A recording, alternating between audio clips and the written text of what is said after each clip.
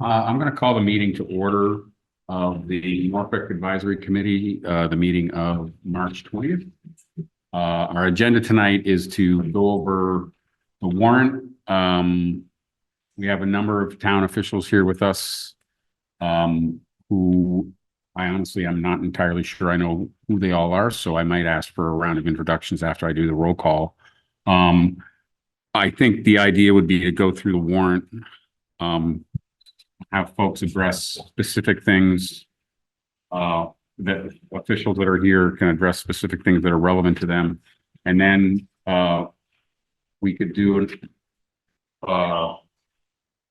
we could either hear from Todd at the beginning. Todd's here representing the finance department and sort of the overall budget.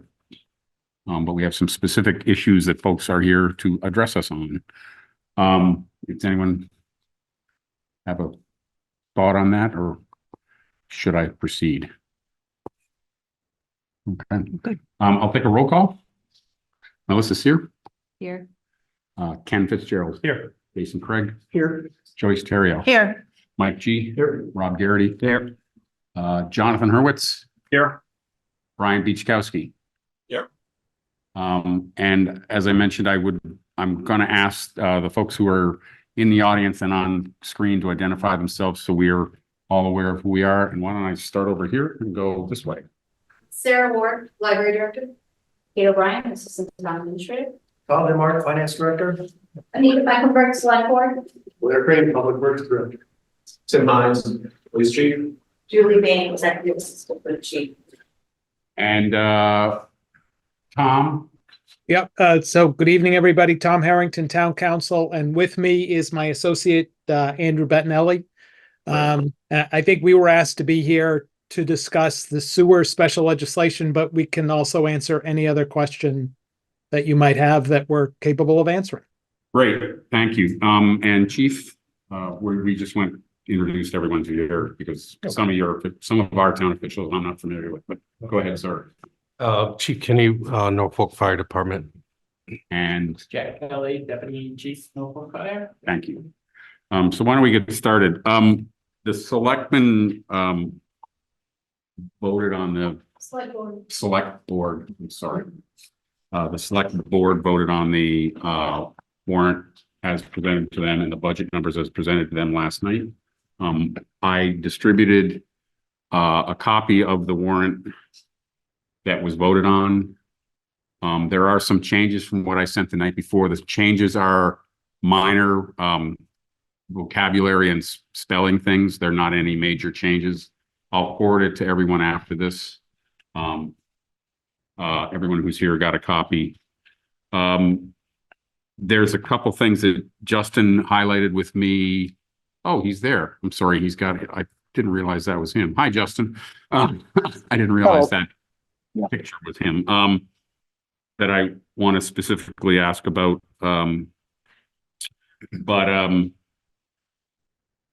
We can go through the warrant, and as we come across specific articles that our town officials are here to talk about, they can let us know. Why don't we just start at the top? Todd, do you want to join us or not? Are you fine over there? I think we might not be able to hear you. Which topic are you doing first? What? Which topic are you doing? I'm going to go through the warrant articles. Yeah. Okay, sorry. Kate, would you mind joining us up here? Okay, sorry.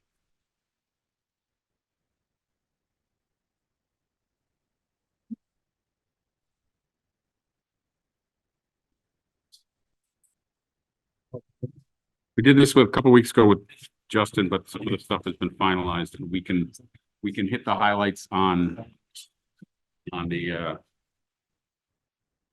issues that are, or we can just sort of skim over the issues that are standard operating procedure and talk about specific things. Article 1 is the election of town officials. We don't have to worry about that. Prior unpaid bills. Apparently we have none. Okay, no unpaid bills. We're likely to IP that. Budget transfers. They'll be coming forward shortly. We're still working on finalized numbers. It'll include some transfers for snow and ice, a couple of departmental transfers to cover some bills that were put through for this year, and changes for a school bill with Norfolk Agricultural because a couple more kids went this year than we anticipated. And those are the ones that I'm aware of at the moment. Again, we kind of keep that open almost till Yep. date of the town meeting. We'll vote on that at the Yep. meeting prior to the town meeting. Approval of collective bargaining agreements. There's, So they're in the final stages. I know that they had meetings today. Those should be wrapped up very shortly. Okay. I'm not sure of anything glaring as far as anything extraordinary from the years past. I know that a lot of it is language related, and then obviously with the COLAs, they're finalizing those numbers. okay, so, the town, cost of living adjustment for non-union employees, Currently 1.5. 1.5. What was it last year? Was it one and a half? 1.5. The general fund budget. I don't necessarily think we need to get into the numbers right now. I'd rather work through this and then, deal with that later, but, generally what was presented to us a couple weeks ago, unchanged. One minor change, and I can go over that when we talk about the budget. Okay. Yep. All right, cool. Water division enterprise fund budget. So that number has changed slightly. We did have a couple of adjustments, and I can send those over to them, be distributed to you guys. It wasn't actually even seen by the select board as of yet because we just got the numbers. It's regarding some of the expenses with Whitewater that were included for both water enterprise and the wastewater enterprise. Okay, So finalized numbers, like I said, I'll send those out to you. Just a small increase in the overall budget, both water and wastewater. So the one numbers you're looking at are incorrect. okay, Again, I'll send that out to Erica and then she can send it out to you guys. So you have it for review when you actually do the overall vote on those particular articles. yep. The Article 9 is capital items from cash funding, and I Correct. understand that Article 10 we're gonna want to discuss. Nope. So Oh, is this the one? Article 9 is capital funds, other sources, which can be free cash. We're not going to be doing any of those. So that'll probably be IP'd at the meeting for you guys. It's the capital funds borrowing, next article, Yep. which is, we're going to discuss that tonight. Chief is here to talk about the ambulance that we're Want looking to at. do that now? Sure. Okay, Chief, Sure. So I came to Todd and Justin, just trying to work through ways. As you all know, Norwood Hospital shut down. And our ambulances were on a 4-year cycle. They would be 4 years frontline, 4 years second out. And I adjusted that schedule to make it more sustainable. So we added a year. So now it's a 10-year mark. So we do 5 years front, 5 years as a second out. And what we've encountered though is currently our ambulances are just worn out. They're tired because we're putting so many more miles on them, having to go either to Good Sam or Milford or into Framingham as opposed to a quick little short jaunt to Norwood. So with that being said, the mileage that we put on them has gone up. They're both over 100,000 miles. Usually for us and what is considered industry best practices is there's usually a taken out of frontline service at 100,000 and moved to backup. But both of ours are at 100.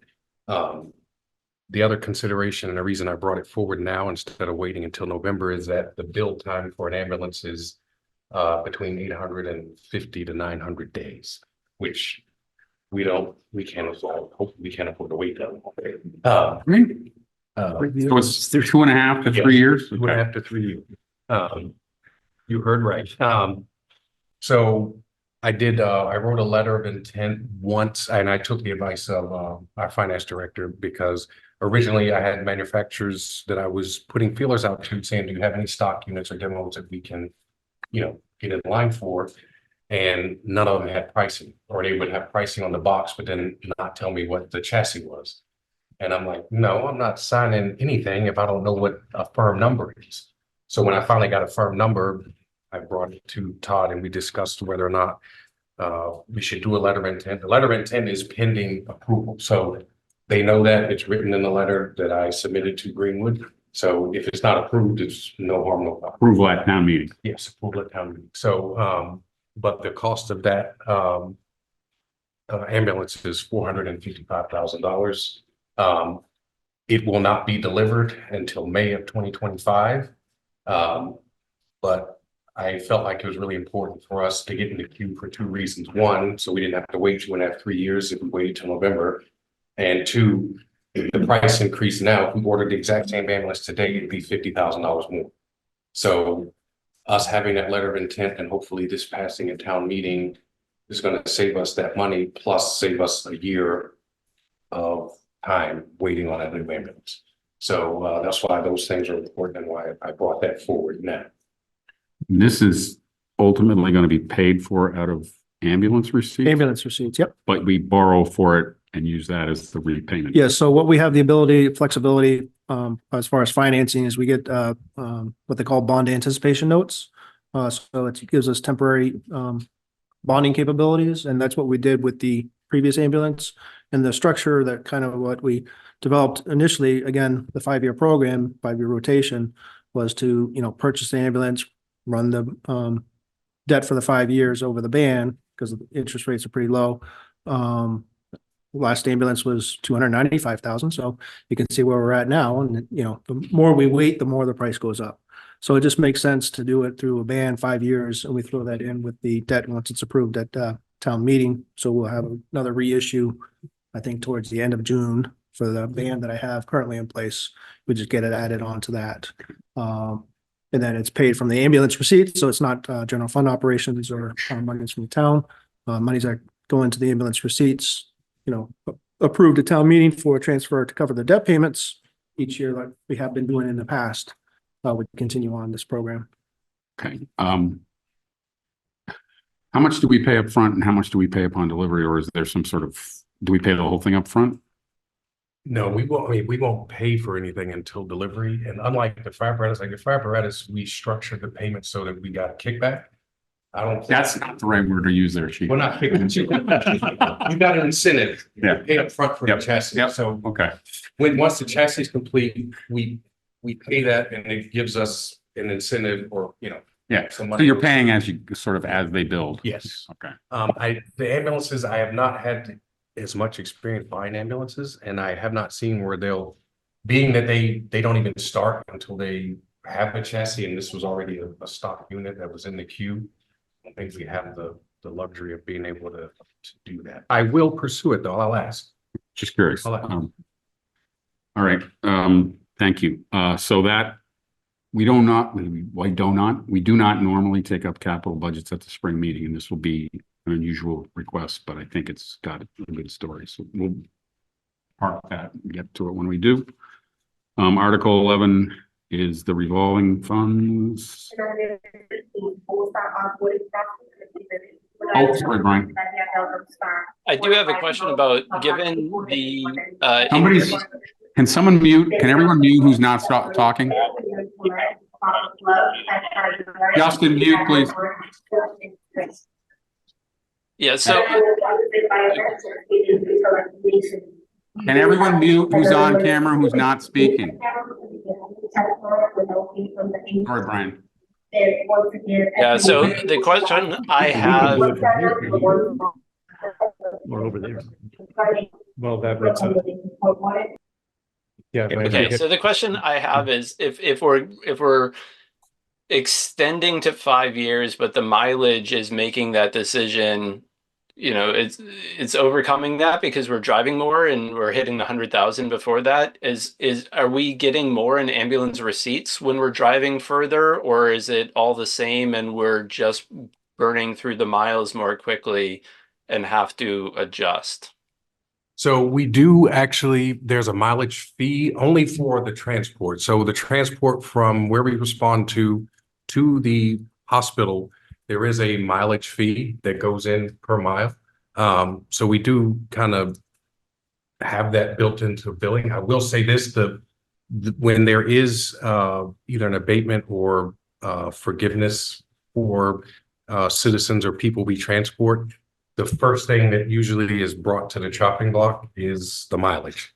Because it's rare. I mean, fortunately in our community, it's been rare that I've had those kind of requests, but when I do, that's usually the thing that is requested to be, adjusted. But yeah, we do have a per mile fee for the transport. So that does come into play. And our ambulance receipts have been steadily increasing over the past few years. We did meet probably 3 years ago now, and we have been looking at the market. We do a market analysis every year with Pro EMS at the start of the fiscal year, and we try to make sure that we're right in the middle of those rates. And usually that means there's a 2.5% to 3% increase annually. So we will review that again. But with that strategy and us pursuing and looking into that, we have been able to have our ambulance receipts, increase. Also, the call volume is increased. We've increased our call volume by 11% over the past 2 years. So obviously that means we are collecting more in fees as well. Thanks, Chief. So there's no solvency concerns in the long run. Any other questions on it? I'm sorry about that, Brian. No, okay. Article 11 is the revolving funds. My understanding is there's no change there. Just the one change I think you've already been made aware of, which is the 5,000 to 7,500 for passports. That's already included. I think we were made aware, but now we are now. What's this now? So the one item, 2152 passports, the expenditure limit was previously 5,000. That was increased to 7,500 because they're Okay. bumping up against the $5,000. And in All order right. to avoid that going forward, because they're increasing the number of passports that they're processing, we've increased that amount. Okay, thank you. Article 12's chapter 90, which is the road expenditures. Yep, acceptance of the regular chapter state funds. Okay. Standard language. Committee reports will skip. Articles 14 and 15, I think, are related. But Article 14 is the Public Works Wastewater Division Enterprise Fund. And I will ask Blair, do you want to talk about this one? So, I don't know how in depth. I wonder if you might want to join us somewhere. Seat here. Oh, there's a seat here. Yeah, please. You're on the hot Yep. seat. There's a chair. Up in the corner here somewhere. Good evening. So the wastewater enterprise fund came into effect about a year ago.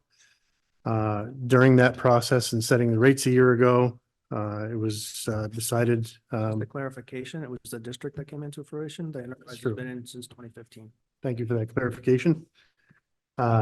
Through that process, there was a discrepancy in the amount that was needed for the budget versus what we thought was prudent to bill the users. So there ended up being an overall revenue shortfall for the past year. How much is that? That would It's be not a, here. I think we may have heard what the number was, but what is? I don't have that number as of yet because I'm still waiting for anticipated revenues for the year. You'll get that number closer to the time of vote for it, similar to probably transfers. Hopefully I should have a It'll be- expectation. It's not going to be part of transfers. It's going to be a vote to say how much of retained earnings from the enterprise unit that we're going to have. However, we have bills that have been going out and waiting for collections on some of those bills, as well as a few other items which are up in the air as well. So I'll have a better number later. Whitewater's numbers just came in, so that's a piece of it. So do you think that will be something we'll do before we make recommendations? Yes. Yes, Okay, so it'll be before the middle of April. absolutely. All right, Article 15 is a petition to the general court for a special act of the legislature to create I'm not even sure exactly how to describe this. So this is going to expand how our district is currently set up, and I'll let Tom Harrington give further Yes. details, but in summary, basically, we are, set up currently for, use, so you have to actually be tied into the system. This would allow the opportunity to, have the system, charges to, other individuals who are not currently set up or on the system, more of an allocation than a per use, charge. Tom, would you like to address that in further detail? I would. Thank you, Mr. Chair. So, uh, remember that a little over a year ago, we got our special act, which allows the town to establish the town center sewer district, which deals with, on the order of 6-ish parcels in, the center of Norfolk, and we treat their sewerage. And so that act allowed us to set up a sewer, department, and we're allowed to charge the users. And if the users don't pay, we're allowed to use, other remedies available to the town. If someone were to not pay their taxes, we can use the same remedy. We can add that, the outstanding sewer amount to the taxes, and we can pursue them there. That was only half the story, and I'm going to turn this over to my associate Andrew Bettinelli, who's the principal draftsperson of the special legislation, to describe kind of the next part of the story that we're going for this year. So, Andrew, I'll hand it over to you. Thank you. Thank you, Mr. Chair and Norfolk Advisory. Yeah, I think we've basically summarized this special act pretty well. Chapter 83, which governs the operation of sewer systems, allows you to build based on use. This sewer system, as you may recall from your prior experience, was set up by a private developer. So they built based on promises of allocated capacity and agreements to pay based on that allocated capacity. That's not how a public sewer system is set up. So we need authorization to be able to bill based on that allocation rather than just use. Because right now, a big portion of the capacity that the sewer system was built for is currently promised to folks. So we just want to be able to bring them in line with everybody else and how we're billing them.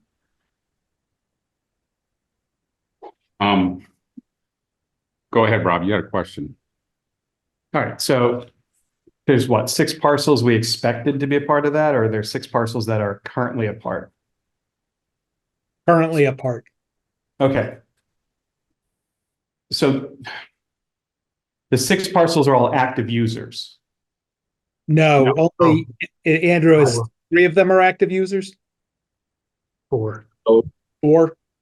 Okay, so somebody who never built a shopping center is given. All right. So this is an attempt to get money out of that person. Yes.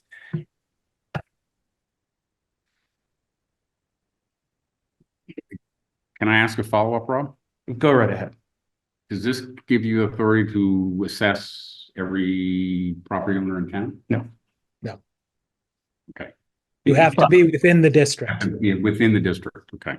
But is the district limited right now to those 6 parcels, or is it bigger? It's limited. It's a little bigger than that, Blair.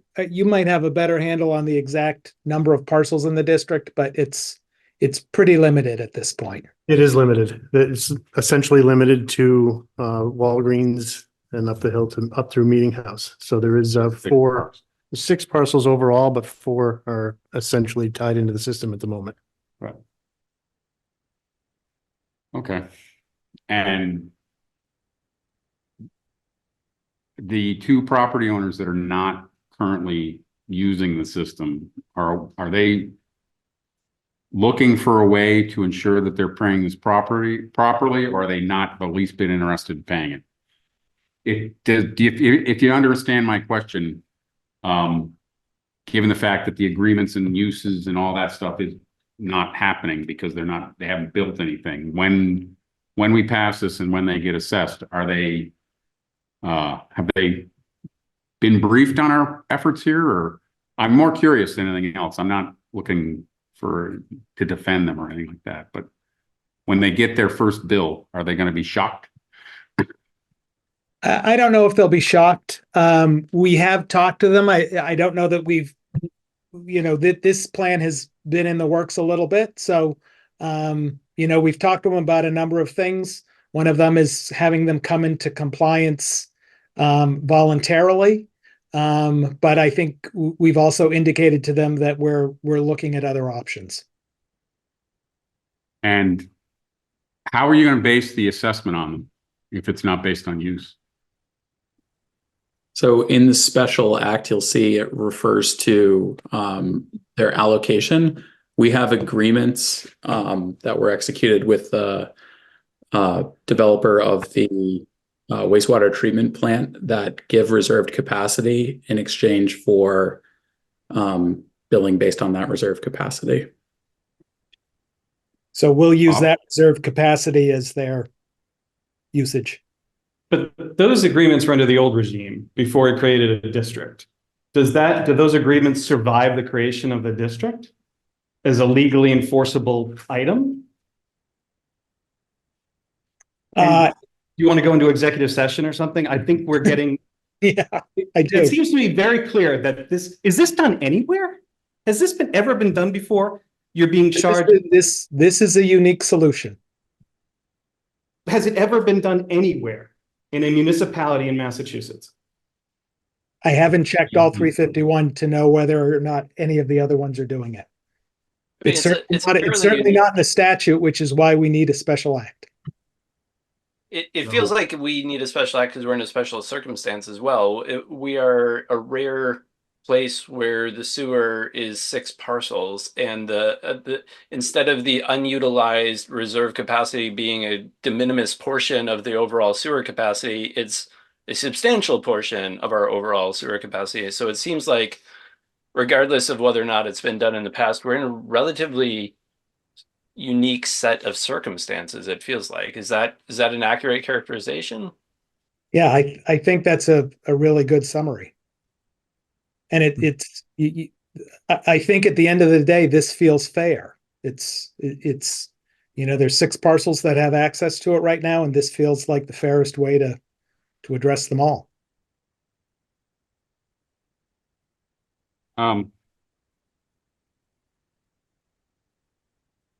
Does anyone else have any questions on this? All right. Tom, I understand that you might not be with us, be able to be with us for future meetings, but if we need further questions, we're going to not vote on this tonight. We can request that you or Andrew attend one of our future meetings. Absolutely. All right. I'll run that through Justin before I spend the town's money on legal fees. All right. If there's no more questions on that, we're going to move on.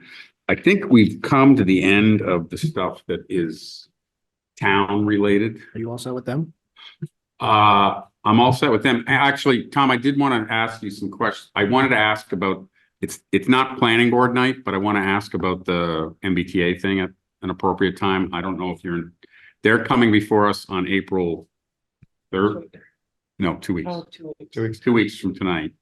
And just I know there's some concerns about the way it potentially is constructed. So we can talk about that now, or I can send you an email with some questions, or however that might work, or I can ask you the questions now. And someone's indicated, I've heard that in some cases towns have done their calculations wrong on how many lots and units and things like that. I'm hoping you've had a chance to look at the planning board's work. Yeah, we have had a chance to look at the planning board work. So this did come up fairly recently. And so I'm aware of it, and we've done a first pass through, and I'm not seeing any problems, but in a discussion with the moderator, he particularly raised it as a concern, and I told him that we'd address it. So I think we need a little more time to make sure that we've got all our I's dotted and T's crossed, but I am aware of the concern and agreed to address it if anything needs to be addressed prior to town meeting. Thank you. And like I said, they're coming before us in 2 weeks, so they can bring a message from you or whatever. We can attend that too. It's, Okay. Great, thank you. I think we can let them go, Todd, if that's your interest. Thank you, Tom and Andrew, for your input on that. We'll follow up if needed. thank you. Good to be with you. So one of the reasons Justin asked that all you folks attend was that there are, I think, potentially some budget impacts that are presented in this budget that he wanted us to be able to particularly address you on. And I guess what I can do is we can go through, actually, we can just go through the attendees and work left to right. Why don't I start though with Blair, who's sitting at the table? I'm ready to go. And I'm sorry for you folks at the other end of the table, and see if you come in late, you'd be at the table.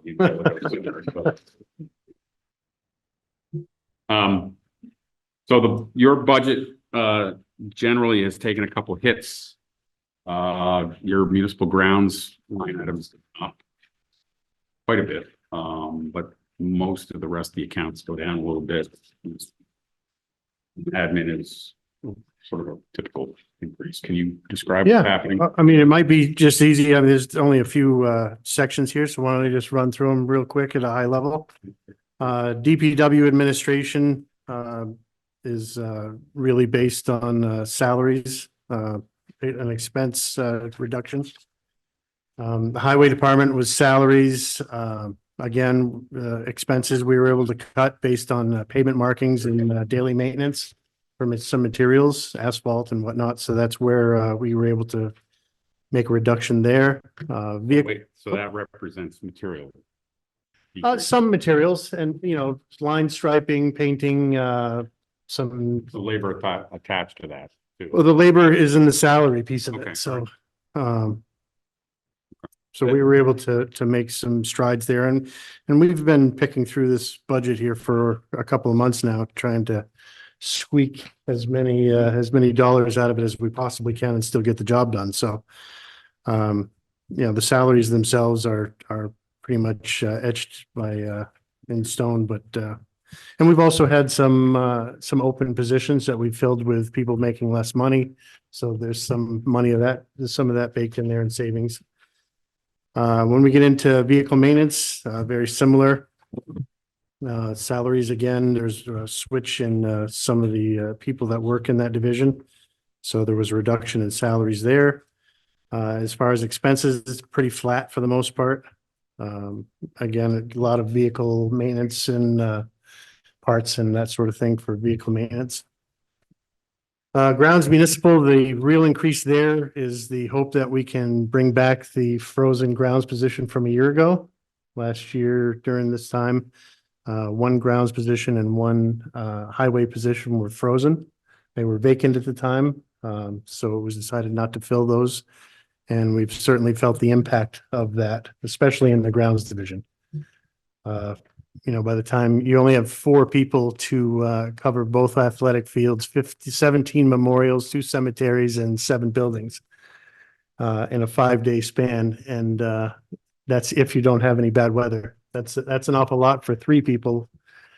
4 will certainly help that, but we're hopeful that we can find a way to make that work. And that's a lot of the onus of really trying to squeeze this out so that the overall impact of that would not be felt so much. Make sure I heard properly. You have Yes. 3 now, and this will Correct. give you 4. That is correct. And there were always, up until last year, the grounds division always did have 4. So all we're doing is just unfreezing that one position, and highway department still only has 3, and we'll continue to freeze that one position there. Cemetery, pretty straightforward there. We were able to cut some of the expenses out of that with rental fees. Now that we at last year's capital meeting, we allocated for a wheeled excavator, so that cuts out a lot of the rentals for graves and that sort of thing. So we were able to cut that almost by half. Custodian of veterans graves is straight across. When we get into the lower ones, we have landfill. That one there really is based on the ongoing landfill at the DPW. Hazardous waste disposal has become more expensive, as well as the continued engineering that we have to do there. So those are flat items for the most part. Snow and ice is self-explanatory. Stormwater management, the original number that we had for last year was 300,000. That number has been reduced because the $300,000 was a placeholder and approximation for what we thought we would have to spend. That number is closer to 221. So that's where the reduction of 79,000 is there.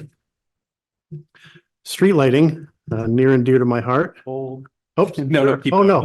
It's a town meeting joke. We'll talk about that a little bit. Street lighting, it has, going back and forth with Eversource and what records we've had. It has come to light, pardon the pun, that every downtown light is owned by the town and not by the utility company. I knew that. Well, Right. it's a difference between knowing it and seeing it on paper or seeing, or actually when nobody wants it. Those were installed when I worked for the town as the energy manager, Yeah. so that's why I know that. And- And I'm sort of surprised that I'm the only one that knew that. No record of it. And, so back and forth, that's where we ended up. One of What does that those, mean? so- You're just repairs? right, so Well, so what's been there's- going on since for the last 9 years? we have been piecemealing them together. We did have some from the original installation. Okay. The poles themselves at this point are discontinued. Okay. There's over 100 of them downtown. We do have some spare parts here and there, but those poles are about $8,000 a piece. And we lose a couple of them every year to automotive crashes or storms or whatever the case may be. So that's why that has gone from 12,700 to 20,000 to try to cover that. That's probably still not enough, but Can we also get Eversource to actually light all the lights? There seems to be a Not these significant issue of right. of out lights, Yes. of street lights. Yeah, and that's a constant call. It's probably not a weekly call, but it's certainly a monthly call. Yeah. And to be honest with you, unless it's the middle of the winter, DPW doesn't spend a lot of time at night here. Yeah. So we try to have an on-call guy every once in a while, drive around at night and look for out lights, especially in town, but. Because we pay for them either way. Oh, yeah. Because it's all just a math Absolutely. equation. So. So we have had, contractor in to fix a lot of the ones that have been out for a while recently. Mhm. Up on Meeting House, there were quite a few of them out up there. But they're starting to show their age. They're Should we getting do a up little there and. advertisement at town meeting asking people to write in with poll numbers? Sure, We absolutely. get a good. The worst part is that the polls don't have numbers. So it's, It does. does it? Yeah, Yeah, poll number. yeah. So, there's always some confusion there, but the $20,000 isn't enough to really do what we need when one poll is 8,000. But, So this isn't electrical cost. This is actual. the actual Parts pole and itself, maintenance. parts and maintenance and bulb switching and, whatever we need to maintain them. Mhm.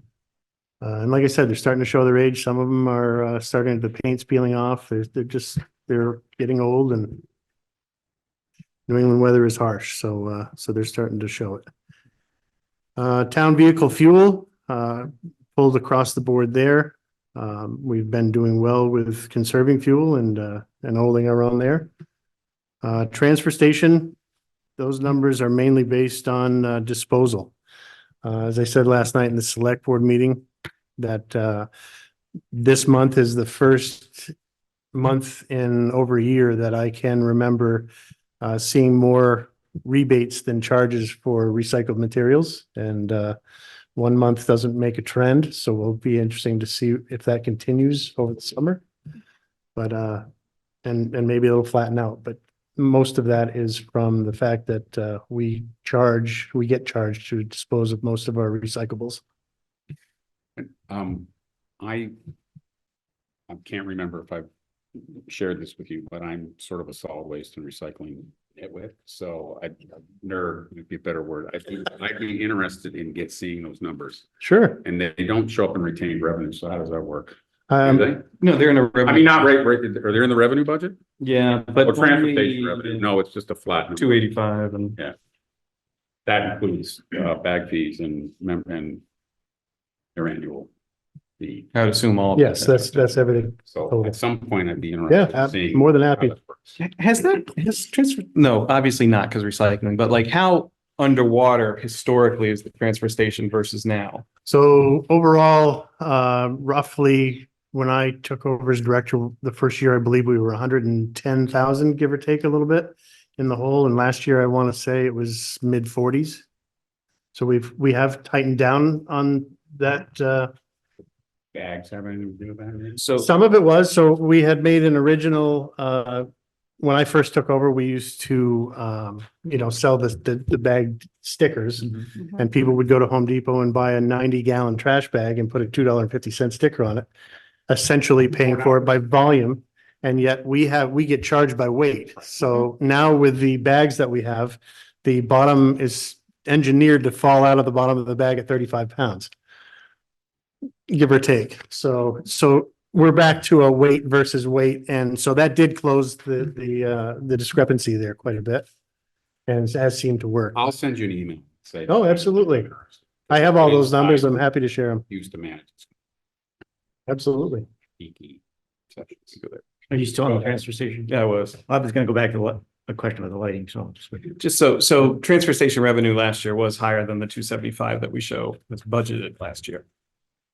I'd have to go back to look to see exactly what it was, But yeah, 40 delta would be like 400. yeah, I would say it was right around, I want to say it was high 40s, but Okay. 45, 47, somewhere in that neighborhood. Can I ask a question about the lighting? Yeah, please. Absolutely. Are we continuing to add lighting? No, So it's a set number of lights? yes. Okay. Because I feel like maybe it's just they were bulbs that were out and then came on. I No, feel no. like I sometimes drive past new lights, but. And we've discussed, thinning them out, taking ones, there are a bunch up toward where the MBTA lot is up on the end of Liberty Lane. We talked about maybe taking every other one out of there to use those to try to offset having to replace them at $8,000 a piece, especially since the fact that they don't make that particular light anymore. So now we have to find either something really close or somehow bridge that issue. But they are certainly not cheap to deal with in any way. And when a new development goes in and the developer is required to install stuff, does Eversource end up owning that or we own those ones? Depends on whether or not it ends up becoming a public street. The ones that are outside of town now, we own. So there's one in Cape Cod Estates. That is on the corner of Barnstable. And we do own that one. It's a decorative light. But street lights are Yes. owned by Eversource. Correct. Yeah. Street lights. The poles are owned by Verizon. The Eversource owns the actual fixture. Anyone, Brian or Jonathan? I questions? have a unrelated but semi-topical question. I in my mind, I remember at one point we were discussing there was something about the water runoff from the landfill that there might have been an issue. Is that resolved, or are there any expenses that may be coming in as part of that we found out as information's come in? That has been resolved. It was, as we continued to dig at the time, that problem goes back a little while. But, we did find that there was a buried pipe and that the previous uncovered leachate ponds had an uncovered pipe, an unbeknown pipe. And, so we were able to disconnect it and it resolved the problem. Just it wasn't, that particular pipe wasn't on any drawings. The only way we found it was just by logic. We kept digging until we found something and there it was. So. Excellent. Great. Appreciate it. Jonathan, you got a question? Nope, nothing for me. Thank you. Anyone here? Okay. Thanks, Blair. All right. Bernie. Hey, are you planning on going through the end warrant articles about the water articles at the end, 30 and 31, I think? And the So we could fly right here, but there was 29. is this into The theft of water. Yeah, so there's three of them here. There's 28 was obviously the acceptance of the street. 29 is unaccepted roads.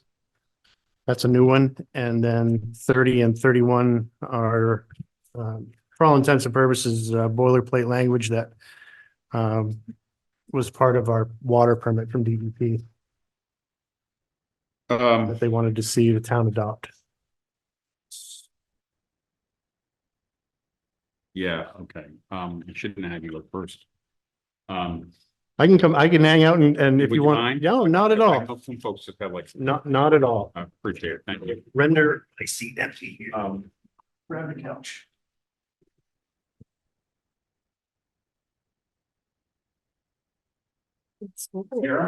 Hello, How are you? good, how are you? And I'm looking for your breakdown. Here it is.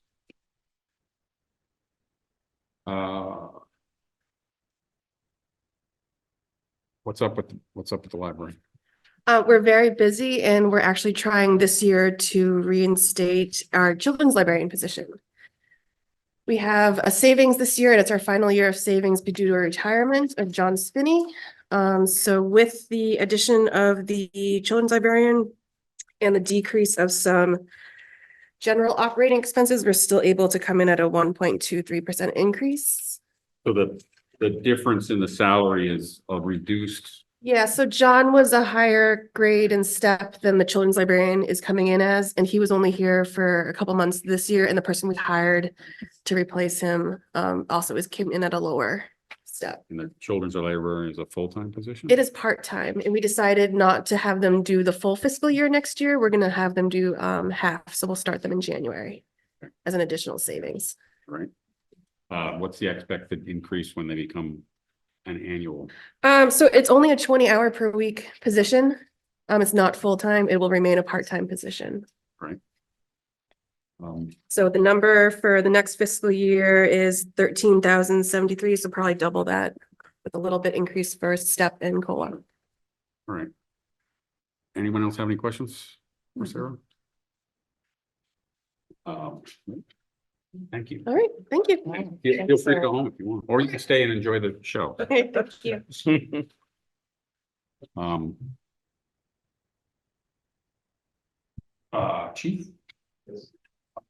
Chief Kenny, you're late, so you get to go first and last, or second to last. Blair will go.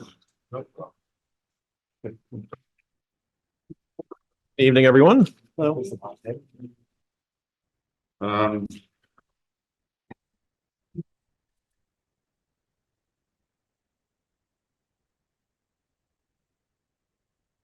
So, you're showing fairly significant increase in salary line, couple $100,000 or $150,000. Expenses are about the same. So what's going on here? So a big driver from this, we had the luxury of having some high-ended officers retire over the last 3 to 4 years. Okay. Those officers, the new ones that are replaced have now replaced those officers are now starting to go up on their steps, up on longevity, and they're now increasing throughout the budget. Other stresses to that is the college incentive, which is we have more officers getting their degrees in fiscal year 25, and that's a 22.52% increase on that. So we're finding that's the big pushes are the college incentive and the collective bargaining agreement. The animal control and animal inspector falls under your Correct. department, right? And yes, there's no major changes there. No major changes there. Nope, that's correct. Okay. Does anyone have any questions on this? Okay, thank you. Okay. Thank you. I'm sorry, I wrote down everyone's name and I ran out of steam. Please let me know who you are. Oh, Jack Kelly. No, behind you. Oh, you, okay, fine. Thank you. Okay. So, Chief Kenny? Our budget, we have a about a 1.65% increase this year. 95% of that is salaries. And on the expense side, we did have some things that we cut and things that we adjusted. The IT and computer, we're expecting a software change at the MEC, which would provide us with a more comprehensive software package. So for our IT and computer, that was completely eliminated from our expense lines. Also, and that is the fire radio service contract, or the so that was our radio box system that is going away. So that number was also deleted. And also for our PPE, we had incrementally been increasing that up, and it was up to 16,000, which is what we had developed as a number to get 4 sets a year. With the state of the budget this year, and also the fact that we were able to secure some grants. We secured a grant from DFS for 19,000 for PPE. And last year we got a fire protection and safety grant, which allowed us to get ahead a little bit on some PPE. So we're able to cut that number down about $6,000 to about 10,000. In our personnel, I think I brought it up last year, but we have our administrative assistant is still frozen. It is going to stay frozen. And we had proposed initially to have a second deputy to take care of the underserved area of our department right now, which is in our risk reduction division, doing all the various things from fire and life safety inspections, construction plan review, code enforcement, target hazard, pre-planning, pre-fire surveys, and fire and life safety education. What I've noticed in the trend of our growth and continuing to have an increase in call volume is the way our system is currently running. The on-duty crews do a lot of those inspections. Obviously Jack and I do the plan review and those kind of things. But what we've noticed is it's been a disruption because the crews have been so busy. We've had to either postpone or move inspections, and we have a backlog of some of the actually a pretty big backlog on oil burners, oil tanks, and things like that are it's just impeding or not allowing us to provide the highest level of customer service that we would like to.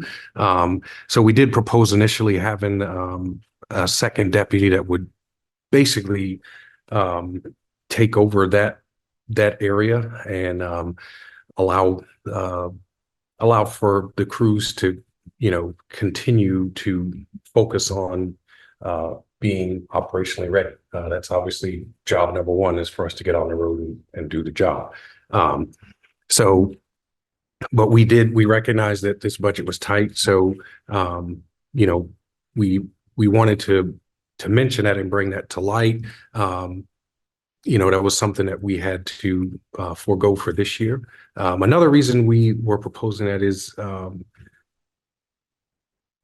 we are seeing a trend where we have a pretty robust callback system. And right now, we're not in an emergent state, but it's starting to trend in the wrong direction, where we're not getting as many people because the demands on people's times, just like everybody else, outside of work, the demand on their time is more.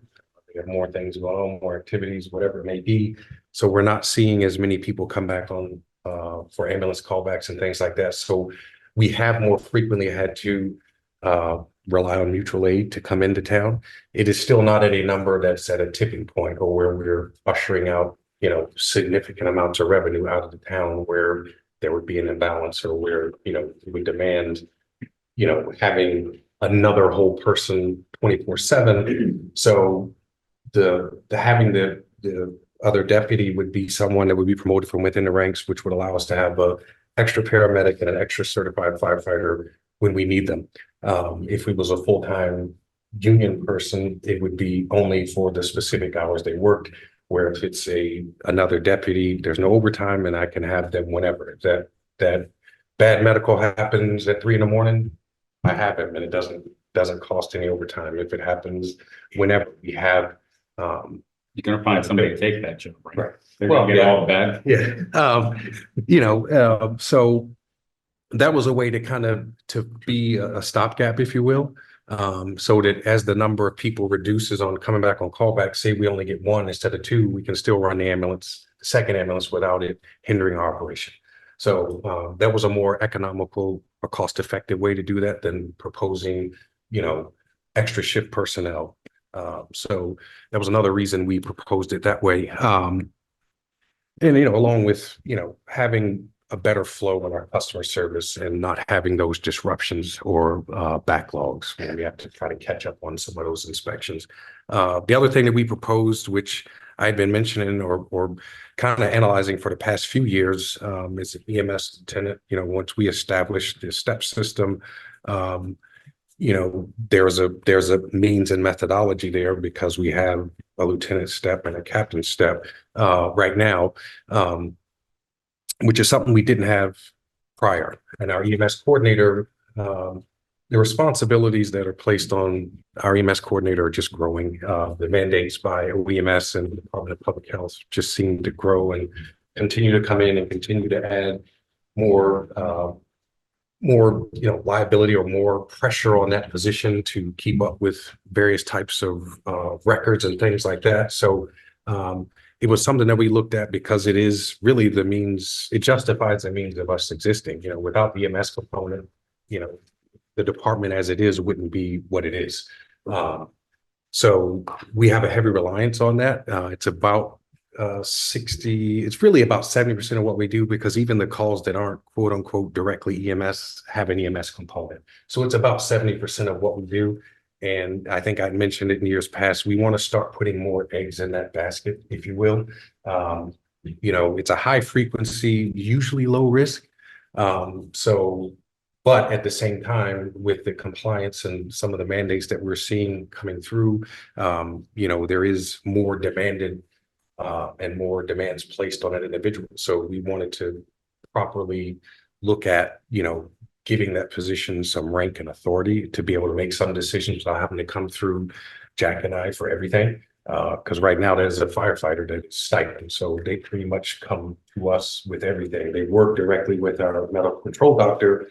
But there's a lot that we have to work through and sift through because that position currently doesn't have the authority or rank. So we did propose that, but also recognize that in the current budget, that was not something that was going to be feasible for this year. But so we cut that as well. And strategically looking at these things, obviously I told you we have our admin or executive assistant that's still frozen.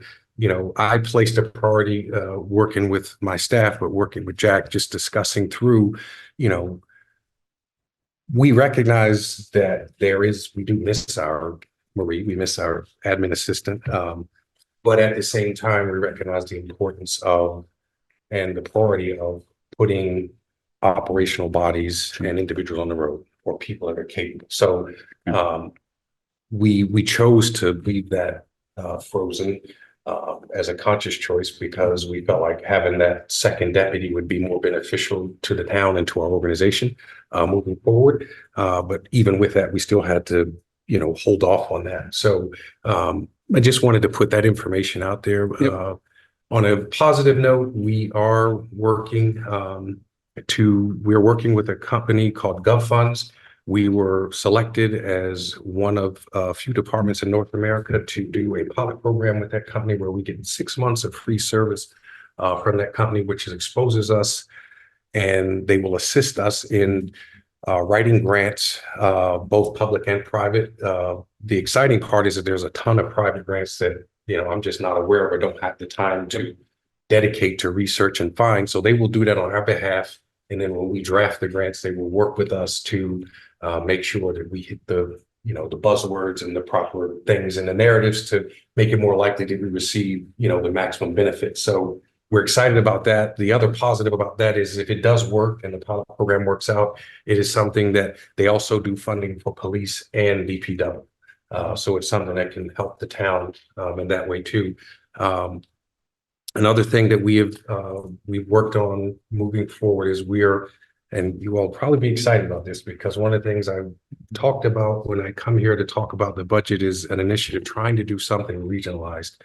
We are looking at, and we wrote a grant with Rentham for a regional ladder truck because a ladder truck is something we need, is something I brought up, but it's not sustainable for either of us small towns to try to, purchase that vehicle on our own. They're going to be upwards of $2 million by the time this is all said and done.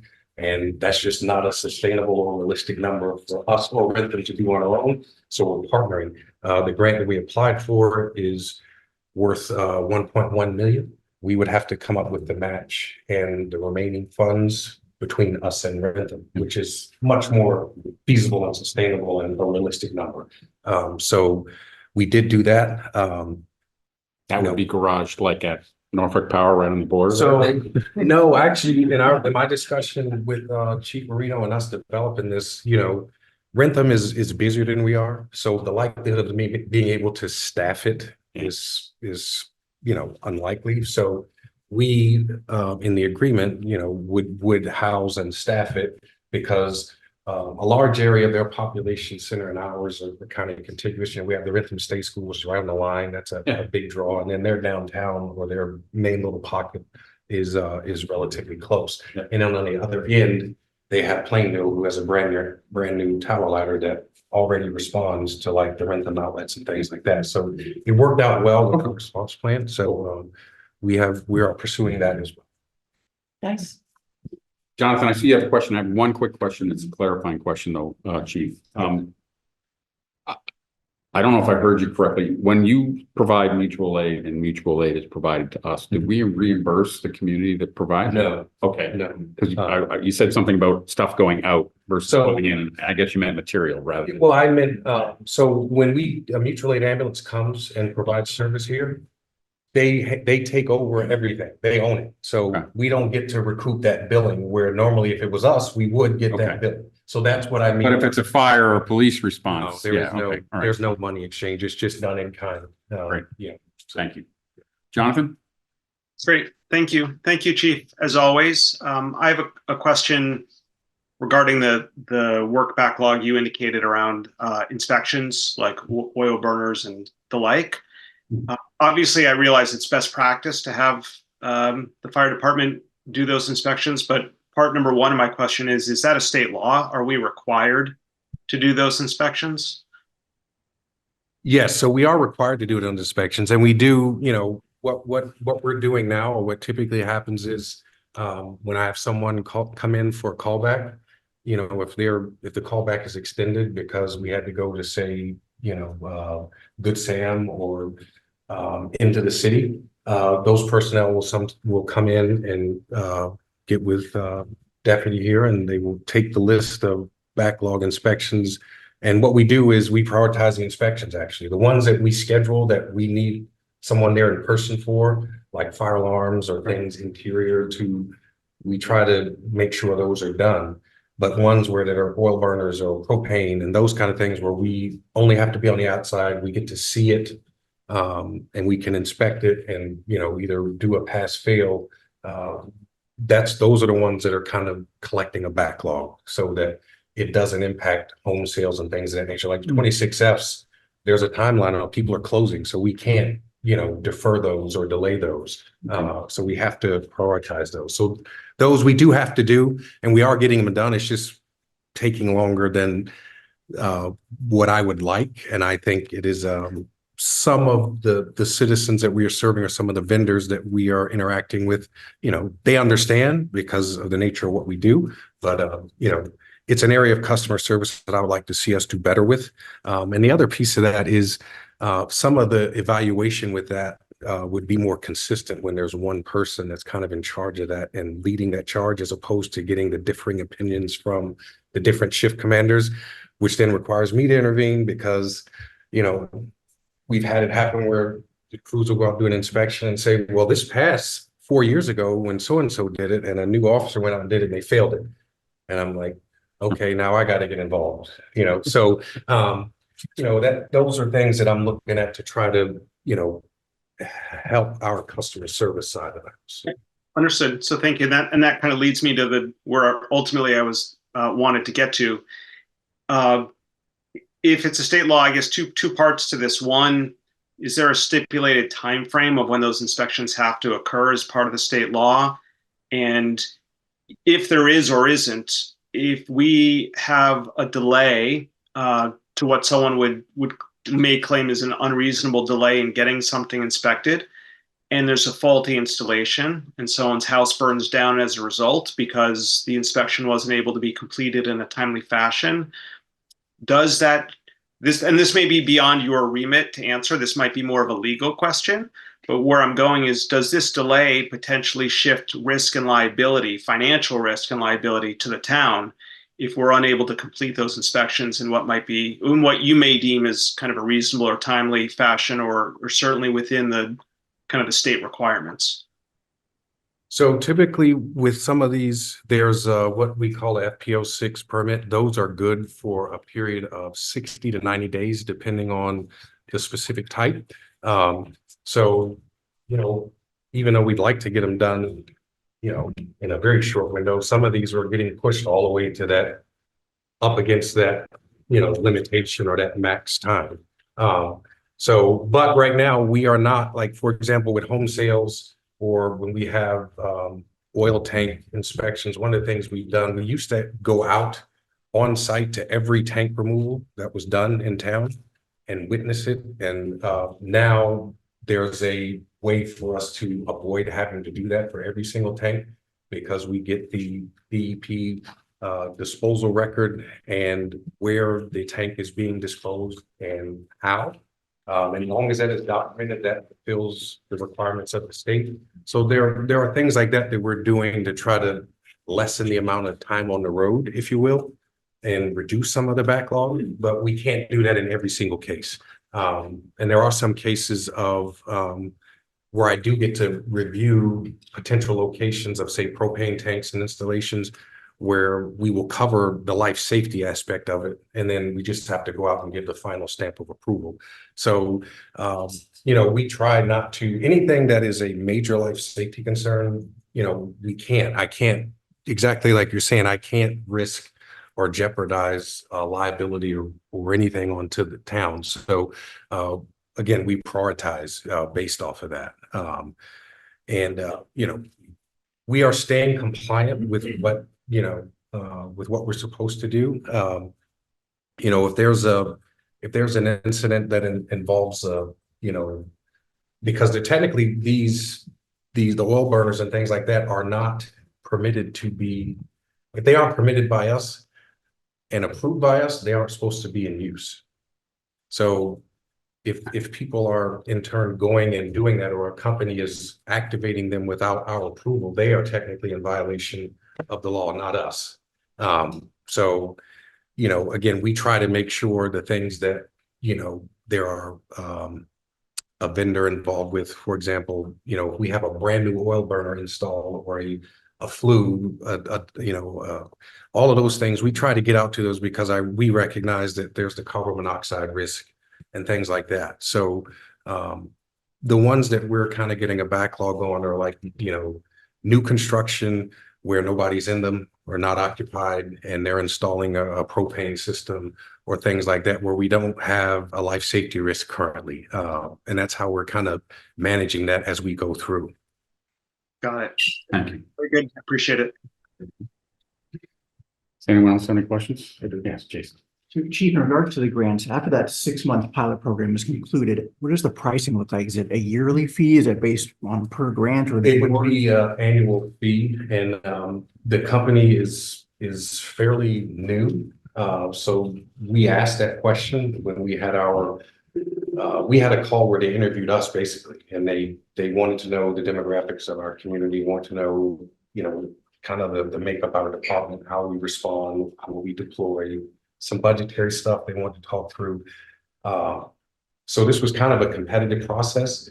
And when we asked that question, they're like, look, we're fairly new. We're offering this up for 6 months for free, our services. And then after that, they're looking at and still doing analysis to see whether it's going to be a per grant, small percentage per grant, or it's just a flat fee annually for access to their services. So again, we haven't agreed to anything other than doing the pilot program. And, if that pilot program is successful and is something that I feel like we should bring forward, once they come up with what they're going to do with pricing, then I will definitely bring that forward, for the town to take advantage of, especially if the cost benefits there. If it's a small fee and we're able to get, $70,000, $80,000 a year in grants, and it's a $5,000 flat fee or something like that, then, we'll definitely jump on it.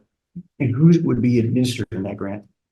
So the grants, like the ones we're doing now, it'll be me. I'll be doing the legwork, the paperwork, the drafting them, and then following them through. Right now, the grants that we get, that's what I do now. So, Thank you. Can I ask a quick follow-up? Did you have to, procure, depending on what happens at the end of the 6 months, is that something you're going to have to procure? Are they on a state? Are they a state contractor? Or anything like that? Again, that's something they're new. So it's $5,000. It probably, that's business practice. Yeah. So again, those are questions that we had. Okay. And that they aren't ready to answer you. They're ready to provide services for free. And I was like, okay, we'll take them, and then we'll decide based on how this relationship works, or whether you're a benefit to us, whether we move forward, especially in, for them determining how they want to, be or get paid for providing their services. Thank you. Does anyone else have any questions? Yes, Ken. Just a thought, but it sounds like you're lacking any administrative clerical support staff, which means you guys and your captains and stuff are doing ultimately civilian support staff's job, which is not cost effective. So my just personal input on the deputy position is, could you get more mileage by doing a lieutenant or a captain and then get the secretary back? And if a lieutenant's 70,000, the secretary's 50, but the deputy's not, it might be a little more money, but obviously there's money in the back end, benefits, things like that. But it seems not cost effective to make another deputy. And my grant administrators, my 2 administrative assistants. I don't administer grants. Yeah. So it's not cost effective to have a department head salary doing clerical work. So I'm just thinking out loud, is there a better way to do it that, I'd support here if you came and say, hey, we want 2 people, I'm gonna do this, and a lieutenant or a captain, the civilian, the secretary, even part-time, because the stuff they're gonna do behind the scenes. And and then you mentioned the people complaining that people give different things, and then somebody types it up differently, and somebody puts it in the computer wrong because they do one a month. It just seems like a glaring, crazy thing, and with a multi-million-dollar budget, not to have any support staff. And I think that is a good point. And it's something we've discussed actually pretty heavily. And looking at that, the reason that we looked at the deputy as opposed to a lieutenant or captain is because by collective bargaining, that would have to be in a union, which comes with a huge snowball of extra money. So there's a minimum of 144 hours of holiday time. That's overtime. That's overtime plus, their standard pay, which they're getting. So I'm paying for 2 people in essence when they take that time off. Can you have them work, the union members work? Is there a Monday through Friday option for you, or are they all on the 24? Right now, all the union members are on 24s. I mean, I can create and just correlate that and make a 40-hour position. I don't know if I have like takers, but I definitely could. And that was the reason, is because through collective bargaining, we noticed that, initially when we put this budget together, it was kind of a wash.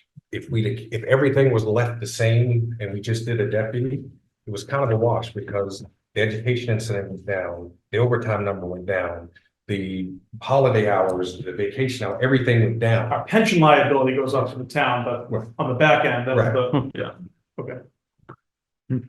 Anyone else? Thank you, gentlemen. And you can take off if you want. I might want those chairs, but unless you don't mind sitting here again, Blair. Okay. All right. You guys can take off, and Blair can join us wherever he wants. Right. He already has my name on it, so I'll come right back.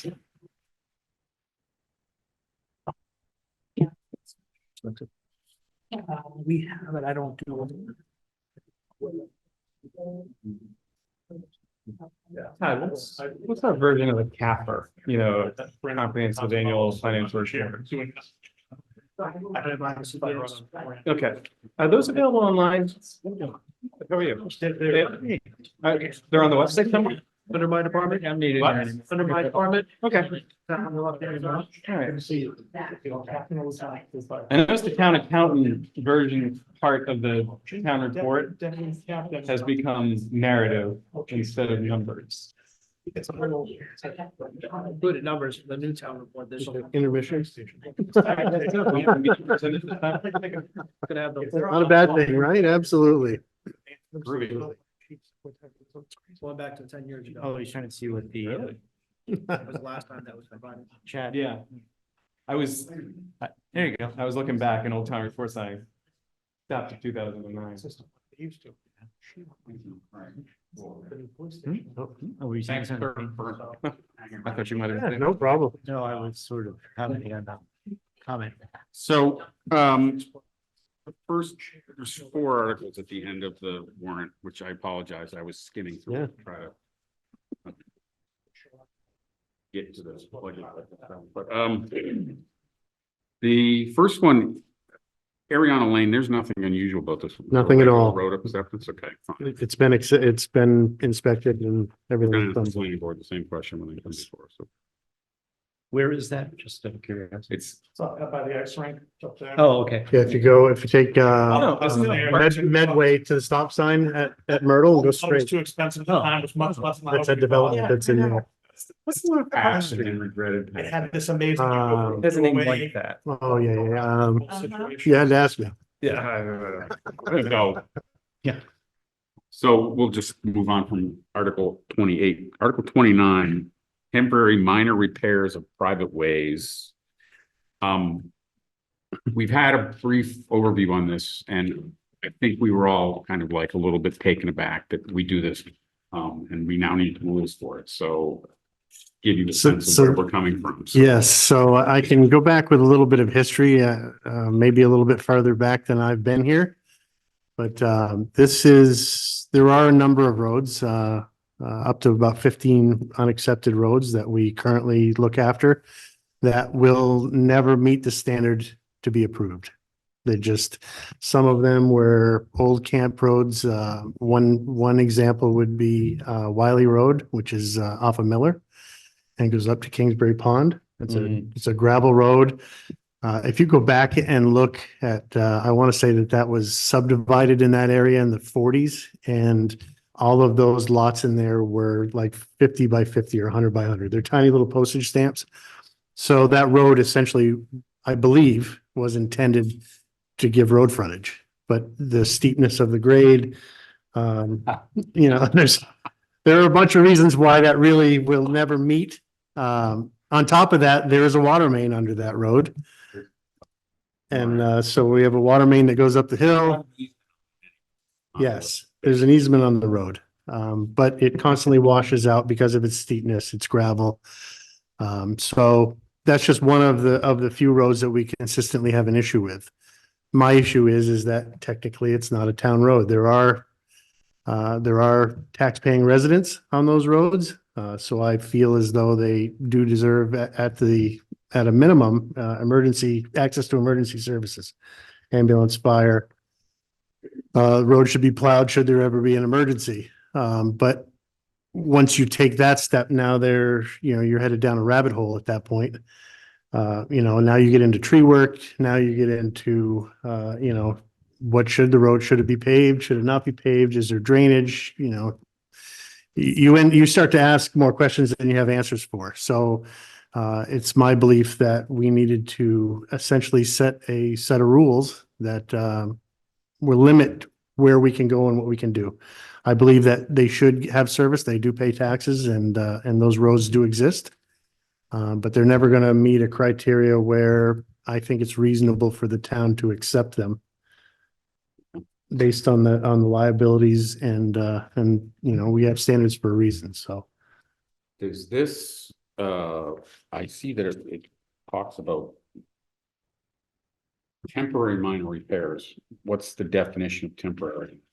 There, I mean, is there a reason that word's there? Yes, so as you go through, this is a kind of a long-winded article, but temporary essentially sets the stage for the fact that we're not going to go in and reconstruct a road or add drainage, or essentially if Wiley Road, again, I'll use again as an example.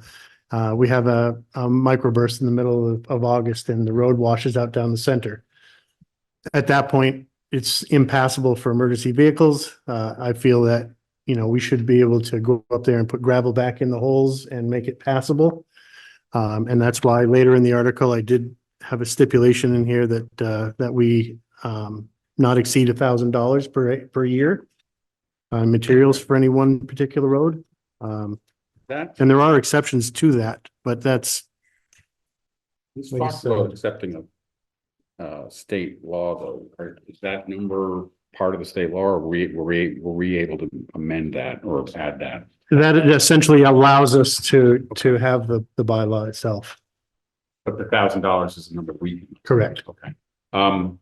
Question, can we get a list of the roads that you consider? Absolutely. I mean, and the follow-up to that is that roads that are built during the development of a subdivision or even a spur road or whatever, I lived next to one for 4 years that theoretically paid the town to have snow plowing done. Yes. After they gave up paying a private contractor. What happens when there's performance bonds on the newer ones, but are there any of those kicking around? Not, there are none left, and that's why I had the stipulation in the first paragraph that it has to have been public use for at least 10 years. I was gonna ask you about that. Okay. For that reason, for exactly that reason, because I want most of these issues are with older roads that for whatever reason were allowed at one time and just fell through the cracks. All right. And again, there are stipulations further down about ways that more than $1,000 could be spent with select board approval and so on. Okay, so that's what I was about to ask, is that when we have 5 microbursts in a 3 Right. month period, Right. and you have to dump a bunch of gravel down. So there are stipulations in here. They can actually put a petition together with the butters to exceed, and the board can give me authority at that point to spend more than 1,000 to go in there should I need to. That would be a very rare occurrence. In 5 years, I don't think I've had the need to spend more than $1,000 on anything that we've done. Rob, you have a question, you can tell. Well, just $1,000 parts and labor, or you just. Yeah, I mean, most of them are really minor. Most of them, sometimes it's a bucket load of millings, which, we get when we do a paving job. So we'll go out and with a bucket of millings, back drag it over the top. It's 20 minutes on site. We're out of there. Right. Okay. And that's why this really limits it to just the repair of the road. There is no drainage work. There's no tree work. This really does limit. So that $1,000 is a real number because it keeps you open to just doing what you need to do to make it open to emergencies. What is the onus on these folks who live on these roads to do some of that work that you're saying you're not covering? Like, did they have an association? Like, They don't. And I've talked to a lot of them over the years, and a lot of them don't even realize that they don't live on an accepted road until we have that discussion. They bought the house 3 or 4 years ago. They have no idea because, every time it snows, the DPW plows the road.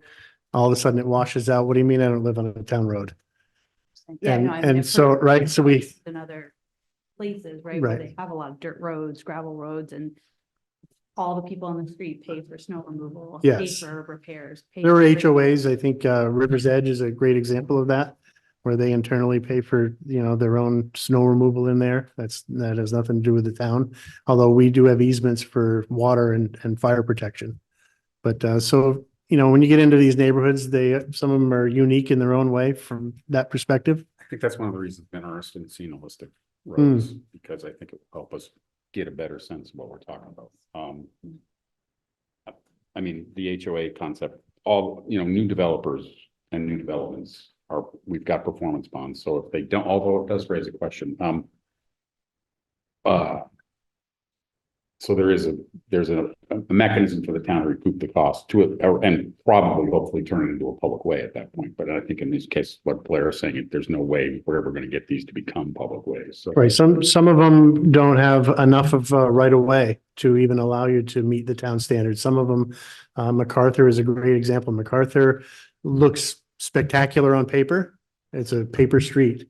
It's a walking path at the moment. You can walk through the woods and on paper, it looks great. It's too steep. Chief Kenny and I went out there. You could never get a fire truck up the grade if you were to turn it into a road. There's not enough of a right of way there to do it. So on paper, it looks great, but when you go out there, you understand that, you're not you know what? spending any money. Right, even if, and there is frontage there, so if somebody wanted to build a house, you get into again, you get into a road that just couldn't be accepted. There's not frontage on an accepted way. No, that's not an accepted way. though. Right, so you need a special. Oh, yes, oh, yeah, oh, you yeah, need yeah, a yeah. lot of No, there's planning a lot of board paperwork, nonsense and absolutely, zoning. engineering and so forth. So this isn't really fundamentally changing how we are behaving towards these roads. It's just sort of setting expectations. It's making it legal for me to go do what I'm essentially doing. What you're doing already, and then also setting a boundary on it. Yes. Yeah. Yeah. Please. So catastrophic scenario. Major issue with the roadway. Damage is catastrophic, therefore it's over $1,000 by your estimation. However, emergency personnel can't get up there. So what goes first? You fix it and then you petition Yes. the select people. At that point, I would turn to the Board of Selectmen and get an emergency order. Okay. Select board. Yeah, select board, excuse me. Yeah. I would get an emergency order, Okay. as I would with any road. Yep. And That's then fine. that emergency order gives me the authority to spend the money to do what I need to do. And then the paperwork catches up afterwards. Okay. Just Yes. And also there's liability stuff. Helps. Yeah. Clarify. Mhm. If you had an accident on a private way. Correct. Mhm. Because it does, or if you it does, Somebody's car on a private Right. way. But I right. don't, but I don't see that. It does say in here that no such temporary repair shall be deemed to impose a duty or obligation on the town to maintain or further repair the private way thereafter. Thank you. So it does cap it. It allows us to do what we need to do, but Anyone have a question that hasn't asked one already? I lived this for 15 years in Millis. I lived on the Millis equivalent of Wiley Way, and the neighbor, fire hydrants, dirt road, gravel road, up a steep hill, paper, little tiny plots from camps in 1910, and 5 houses total, up into like 100 acres of woods, but there's fire hydrant, 2 fire hydrants in the street, telephone poles, town water, and the town would plow it, no sand or salt, and they'd come in the spring, couple truckloads of gravel spread it out, what you're describing doing.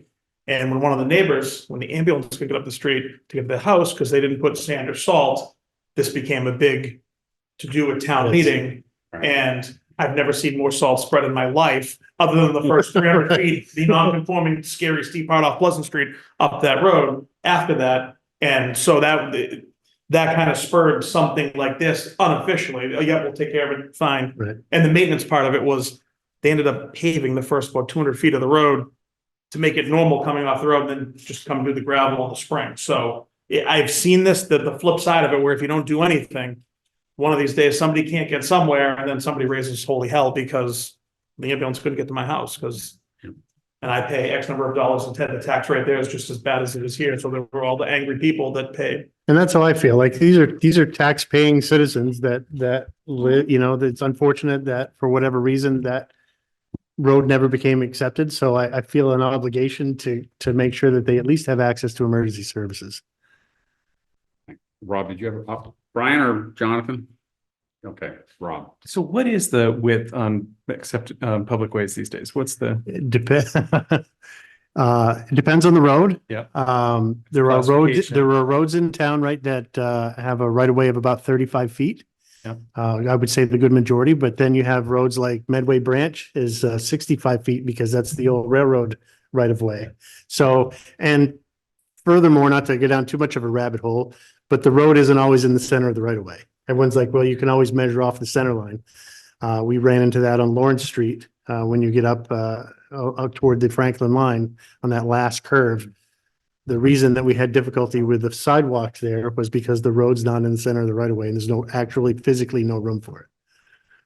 I asked because of Boardman. I think I've measured 16 feet of pavement on Boardman in places. It is possible.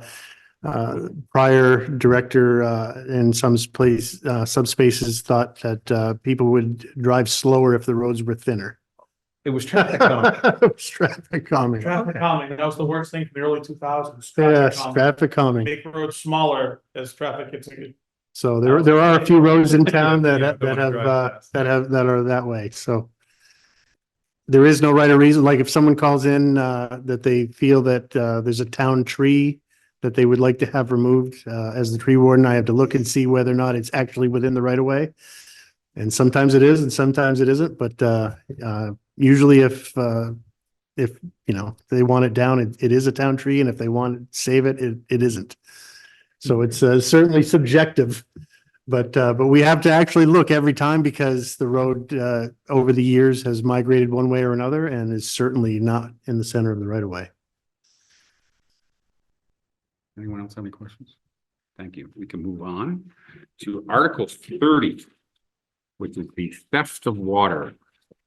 So I'll give you a little bit of a backstory here. I'm fascinated. Theft of water. So as we get a water management act permit from DEP every year, or every few years. In this last round, right now we're permitted for 630,000 gallons per day. As part of the permitting process, they wanted to knock almost 100,000 gallons off of that number. And when you start to consider the amount of growth that Norfolk has had, I was certainly reluctant to give up any of our capacity. So in our back and forth with them, they came with a long list of things that they would like us to do towards water conservation. Who's the they? I'm sorry. DEP. Okay. Yes, DEP came with a list of That's the state Department of Environmental Protection for Yes. folks who don't, and they're the ones who manage essentially our water and wastewater pools. So, yes, they're the ones that set the standard. So through those discussions, they came to the town with a list of remediation, and a couple of those were, to have surveys done for unaccounted water. We have certainly knocked that down to, I think we were at 5% unaccounted for water last year, which is really, really good. But part of that was that they wanted to see the town adopt essentially these two bylaws. The theft of the next one. Yes, the theft of water. And when we essentially researched this, some of this language actually came from them. This is pretty much standard language for this particular subject. And then the water use restrictions was a bylaw that is already there, and we changed it to some of the wording that in a collaboration with them, we changed the wording to accommodate their wishes, and at the same time meld it with something that we felt worked for us. Do you have any examples of this happening recently? The hookups, essentially, the illegal hookups. For the stealing of water? No, Yeah. no. Fire hydrants contractors do it all the time.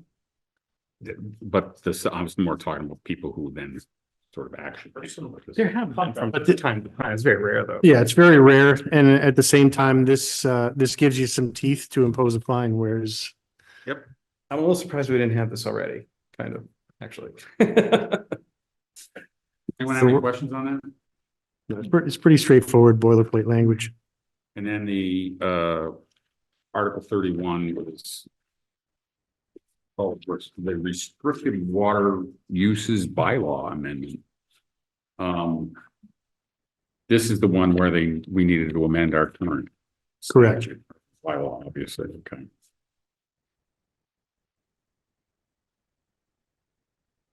So what's going on here? So the language in this one is really just maps out from a water conservation and a declaration of water supply conservation. If we had a water emergency, a drought, if for whatever reason there's a mechanical failure within the system, it gives myself or the select board authorities to make changes needed at the time. And it does lay that out. So beyond our current, Right now, it boils down to the E, F, and G at the end, which is the outdoor watering, filling of swimming pools, and automatic sprinkler use or handheld watering. Can I ask a question about D? Sure. So if somebody with a well, so obviously that's exempted by G, right? Automatic sprinkler use down there, but if you do a watering ban and you say all other, letter D is in effect, all outdoor use is prohibited, Only if you're on the system. doesn't say that there, All right. missing that component. And it always has, Yeah, because we can't, well, we haven't regulated on a town scale, private water. coming from the same place. that's, So that's my point. that's my point too. That's- But I this think- is, so. I think we're arguing the same point. Right, Yes. so it's the person with the well, or they don't actually have a well next door, maybe, but they pretend they do. Their stuff's running for, millions of hours a day all year long at Fenway Park. If D is in effect, technically they're in violation of D because it doesn't have that exemption H here. I'm sorry, extension G. These are all different things. They don't have that like in Mass General Law, you see or, and interconnecting them. So during an average summer, I will get multiple calls per week of neighbors ratting on neighbors saying that, there's water running down the street. So I have to go out and look and see whether or not they actually have a private well and figure out at that point, if you're on the system, obviously we have an issue. But if you're on a private well, unfortunately, nothing I can do about that. I know. You don't have to, if their lawn looks green, they're cheating, so. But wouldn't now be the time, to fix D? Are you telling a person if they're not on the system, you're still prohibited right now, or only if you're on the system? I think from DEP's perspective, they were more concerned about the town's system as opposed to So actually, where it's coming from. Right, but this is, No. so you're, but it's, so this is So basically. I see your point, right? It's a law that's now. If I call and say, hey, they're running their sprinkler, it's not on the system, doesn't matter, they're in violation of section D. so hold on, yeah, but I think, There's no or, there's no and in between, it's just, here are the yeah, bullet points. D and H seem to almost conflict. Because if I'm holding my hose, I could stand there all day. But if I either have a sprinkler coming out of the. D, G, and H all, D is like it's prohibited. So if D's in effect, it's prohibited, everything below it. No, but these are options. That's what I'm Right. saying, if they put D into effect, Oh, wait a your minute. neighbor the neighbor with the well can't let their sprinklers run according to this. Right. Oh, wait, hold on. I think, yeah. The fact that qualification is only in G. Yes, that qualification's only in G. Ken, if you go back to the amendment that. Yeah, on the read- Previous page. Right, read the actual It may beginning. include one or more of the following choices. Yes, so those are all choices. They're not, No, they're not And all, what he's saying is every one of them should have. Right. Everything below it is out the window. That choice says you can't use outside water regardless of where that water's coming from. Then that is the choice that But can the town can the town regulate somebody's private well? I don't know the answer to that. I think so. I feel like that's a town council question. that is If a- if I put a well in, can you tell me I can't use my well water? I mean, it's coming from the same place as the town water. We know that, the aquifer. But Okay. can you tell somebody if D goes into effect? I feel like that's a town council question for wording here. I agree. All right, let's check, because I think you can, but that's. But like if an issue of water supply conservation was issued by myself or the select board, And you throw out D, You- no outdoor watering. right, you wouldn't throw out D and H. You would just throw out D or H. Right, but if somebody's using their private Right, well, I understand. I see your point. that's now illegal under this, and I Yes. feel like you're gonna get pushback from those people. Right, as a homeowner with a well, I wouldn't have known until we had this conversation. that Right.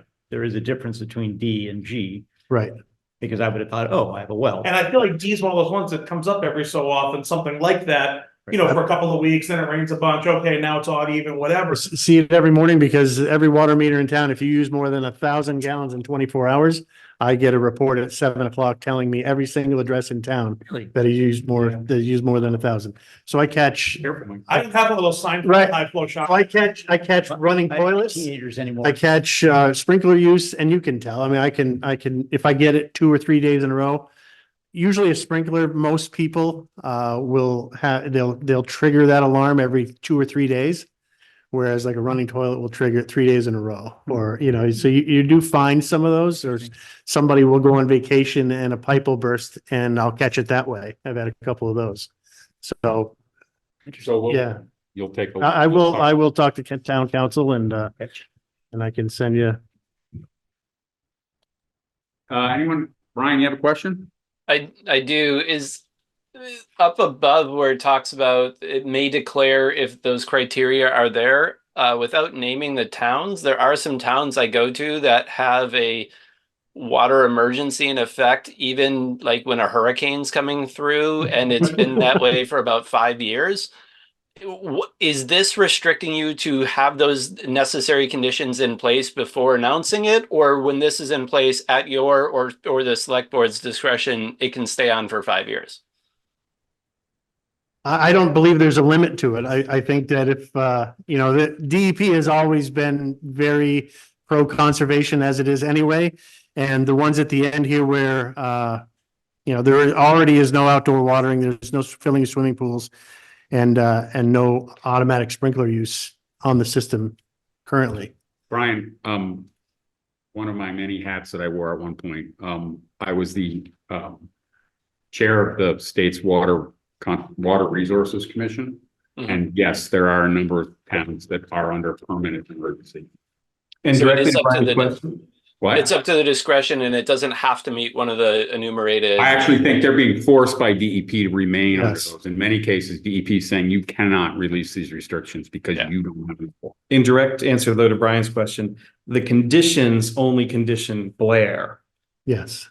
A says the selectman can do it by an affirmative vote. So it could be monsoon and the selectman could still affirmatively vote. Blair can only do it if conditions 1 through 4 exist. Correct. All right, that makes sense. Which essentially just equates to an operational glitch at some point, mechanical or otherwise. They're all things that, you know, yeah, Right. drastic. Including some towns around us. Franklin's out. Franklin was in a water emergency for about 15 years. Yeah. Yeah. They built tons of houses in the 90s and went one day woke up and realized they didn't have enough water. We were already in the water. Anyone else have any questions? All right, thank you. My pleasure. So I will get the answers. I got a couple of emails. I'll look this up and get it to you this week. Great. Thank you. And if you need me to come back in, let me know. 5% unaccounted.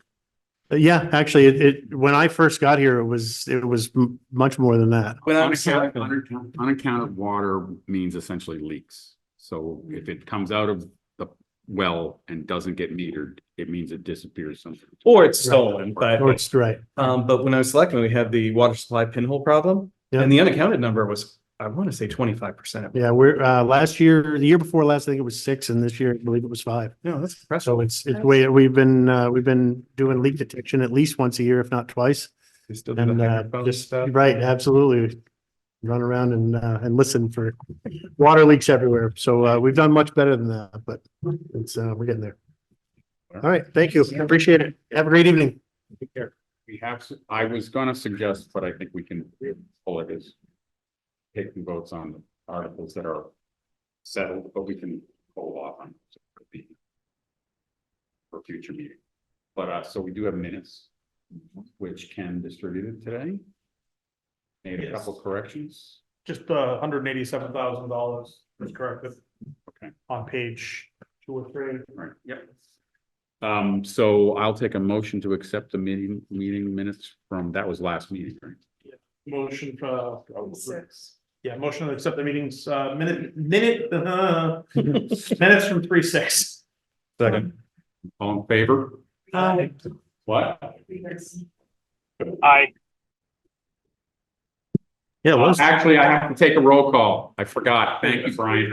3/13. It was last week. Yeah, right. It was last week. I'm gonna do a roll call because we have online members. I hope Jonathan can do a roll call. So- Brian Beachkowski, Hold on. We need to amend the Okay, minute. we're gonna I amend the motion to I can't talk. Amend the motion to March 13th, not March 6th. We did March 6th last time. Second on. Second. Brian Beachkowski, Aye. Jonathan Hurwitz, Aye. Rob Garrity, Aye. Mike G. Aye. Joyce Terrio. Aye. Casey Craig. Aye.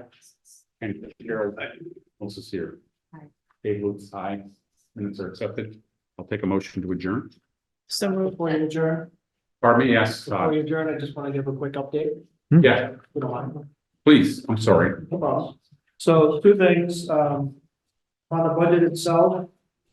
There's one minor change, which, Oh, I told you earlier I was gonna. yeah, sorry, you should have stopped me before I moved into Well, the. you went quick, so I know you're gonna get out, but I won't keep you too long, promise. Okay. So the only adjustment, last year, during the budget process, typically we reallocated ambulance billing software services, the ambulance receipts. We tried to that through as a transfer last year. We had to delay that from the May town meeting to the November town meeting because it was for fiscal year 25, not 24.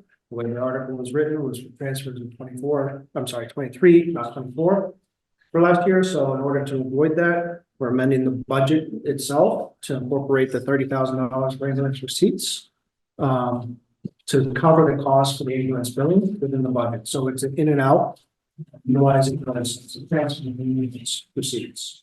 So, but that'll be an amendment to this year's budget. It's gonna be part of the budget that's gonna be included. So the one change in the budget that you have. Ambulance receipts for transfers, 30,000, ambulance billing, 30,000, so it's in and out. And that'll be for fiscal 25. That'll be for fiscal year 25. So it's a zero now in this version, right? Or- Correct, so Yep. the one you have, and I said Yep. earlier that I was gonna be sending out the Yep. revised.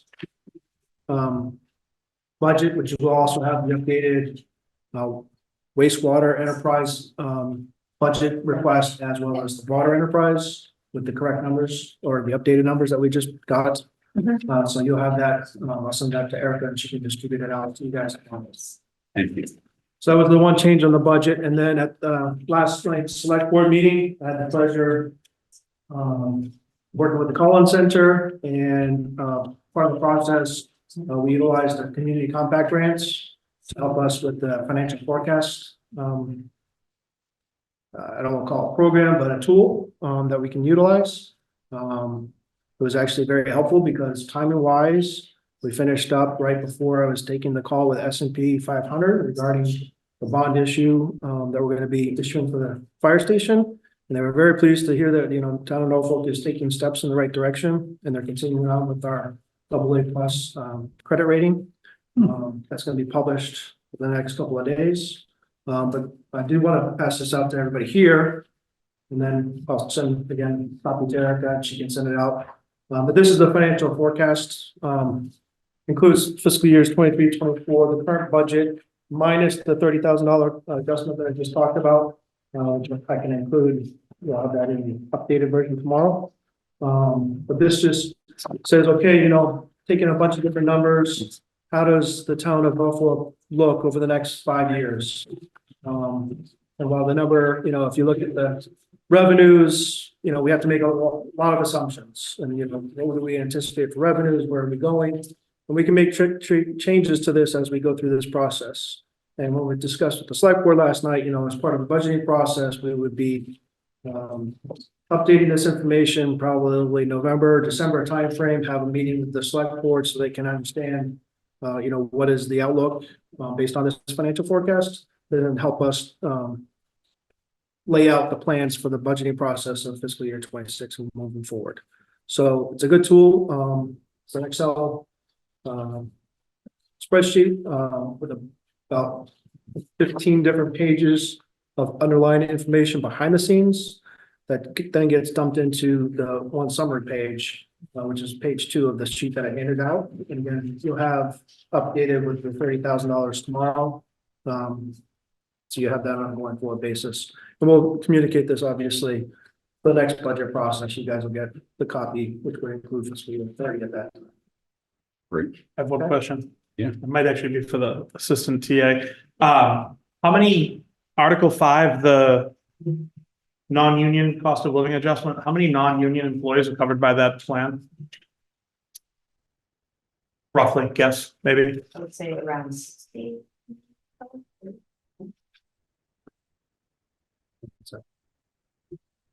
You haven't seen it, that's like, I'm just seeing because this is the first time I've seen any actual real numbers. I see general government, 4% COLA, public safety, 4% COLA, public works, 4% COLA. Includes the step, the COLA because is, everyone's on the step system. Yeah, COLA step. So it's the COLA 1.5 plus what their step. so the unions all got 1.5?